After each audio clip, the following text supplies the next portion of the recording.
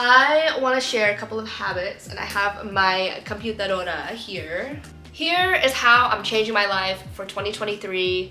I know everybody has their own way of thinking about goals and New Year's resolutions, and New Year's is actually my favorite holiday of the year next to Christmas because I just feel like it gives everybody a new slate and a new opportunity to jumpstart their goals.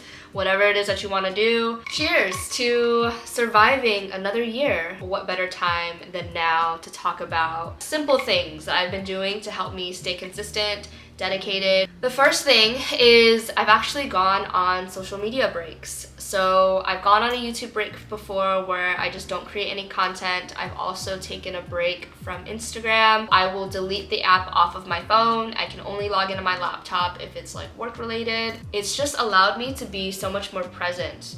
And now, like even with TikTok, like I give myself a timer on it for however long I'm like scrolling for. Sometimes I just need to be present in the things that I'm doing and who I'm with at the time. And having Instagram on my phone, I felt like I would go down like funnels of self-comparison too, which is really unhealthy by the way, but it happens. Another habit that I've been doing for years now actually is time blocking. A little effort in planning out what you're gonna do for your day can go a long way, and it makes you less stressed out. I'm a little bit less rigid than I used to be. And that was because I was also teaching at the time and I had to run on a really specific schedule, so that way we can have efficient systems and we can be very, very productive. And now with time blocking, I designate 3 things that I really want to get done that day, and then I will block out time to work out at the gym, whether I go in the morning or at night, it doesn't matter, it depends on how my body's feeling. Even if I don't do these things every day, which is really unrealistic because like life happens, things happen, I try to make sure that I balance out my life. It's not always about work, it's not always about being serious. Sometimes it's worth going out and socializing with people, getting a dinner. You work hard, you play hard. That is my mantra. Another small habit that I've been doing lately is whenever I'm having lunch, like by myself, especially at home or dinner or whatever it is, I try to not be on a screen. I've been trying to just either read a book or write during that time. It's almost like another way of mindfulness because I spend so much time on screen for like work. During my lunch, I really try to be intentional about not being on a screen. I try my best to designate one day for maintenance, like self-maintenance. I love showering or taking a bath with the lights off and candles and like my speakers playing music. It's just like I set up a whole vibe. But yeah, that one day, Thursdays, are for me, myself, and I, and it's great. Try one new thing a month. So I feel like the most that I've learned in a situation is when I'm the most uncomfortable. I'm not saying put yourself in uncomfortable, unsafe situations. Like obviously be safe about it. Trying something new is the only way that you're gonna grow. And I feel like you have to put yourself out there. There's a quote that I really love and it says, feel the fear and do it anyways.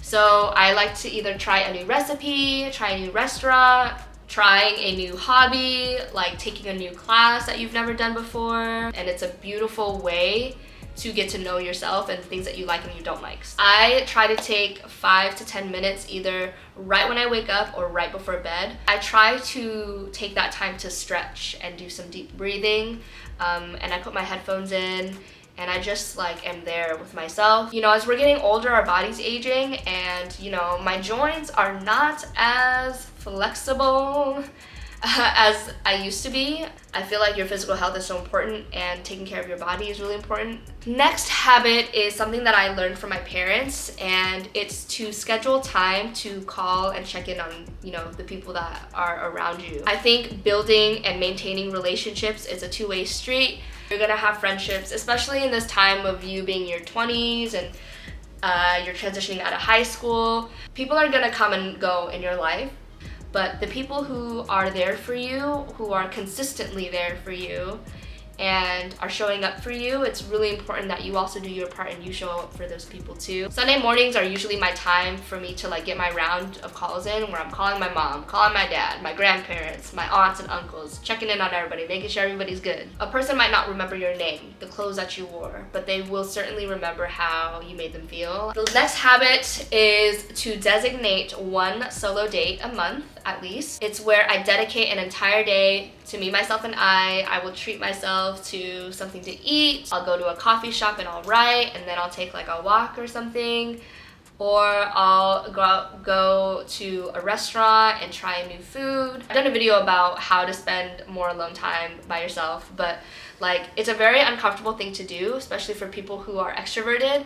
But for us introverts, alone time is so important. Like everybody needs alone time. Even if you are in a relationship with somebody, we all need our alone time so that way we can collect our thoughts and learn more about ourselves. And the most important relationship you have in this earth is the one that you have with yourself. One of my favorite things to do during my solo dates is go to a beach or go anywhere with water and just write. Because once you can take yourself out on dates, like you're setting the standard now. If you're expecting someone to give something to you, such as taking you out on dates or whatever, like you gotta be able to also do that for yourself first before you expect it from someone else. The next thing is to practice more mindfulness. I listen to a lot of things whenever I'm driving because I feel like a lot of us spend a lot of time in our cars commuting to places. I like to spend that time either listening to my favorite music, or I listen to a lot of podcasts as well if I'm like driving for long periods of time. If I'm having to commute for a while too, another thing I've realized is that I really like to spend that time like talking to myself and developing a stronger spirituality, whether it's like you shopping alone at the grocery store or you driving alone on the road. It's a really good time for you to like speak to the universe, Buddha, God, whoever it is that you believe in, and really developing that spirituality. Sometimes I feel like we get so caught up in real life day-to-day things that we kind of forget about the bigger picture and the grander scheme of things. Like none of this matters at the end of it, you know? But what gives us hope is that we're taking time to like connect to the higher up there. It gives me a little bit more peace of mind and it helps me feel less anxious. Most of the time we are anxious because we're worried about something that's going to happen in the future.